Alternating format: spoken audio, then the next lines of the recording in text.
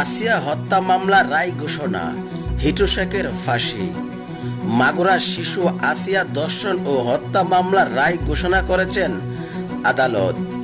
মামলার মূল অভিযুক্ত হিটু শেখকে মৃত্যুদণ্ড দিয়েছে নারী ও শিশু নির্যাতন দমন ট্রাইব্যুনাল। তবে তার স্ত্রী জাহেদা বেগম ও 2 ছেলেকে অভিযোগ থেকে খালাস দেওয়া হয়েছে। শনিবার সকাল 9:30টার দিকে মাগুরা নারী ও শিশু নির্যাতন দমন ট্রাইব্যুনালের বিচারক এম জাহিদ হাসান এই রায় ঘোষণা করেন। এর আগে গত 15 মার্চ স্বীকারোক্তিমূলক জবানবন্দিতে হিটু শেখ একাই ধর্ষণ ও হত্যার দায় স্বীকার করেন। তবে পরে তদন্ত কর্মকর্তা 4 জনকেই অভিযুক্ত করে চার্জশিট দাখিল করেছিলেন। বিচার শেষে 3 জনের বিরুদ্ধে অভিযোগ প্রমাণিত না হওয়ায় তাদের খালাস দেওয়া হয়।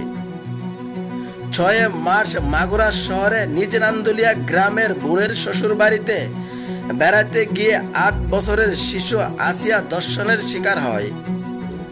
পরে অবস্থার অবনতি হলে তাকে ঢাকা সম্মিলিত সামরিক হাসপাতালে নেওয়া হয়। সেখানে 13 মার্চ তার মৃত্যু হয়। এই নির্মম ঘটনায় দেশ জুড়ে নিন্দার ঝড় ওঠে। আজ আদালতের রায়ের মধ্যে দিয়ে দীর্ঘ অপেক্ষার অবসান হলো।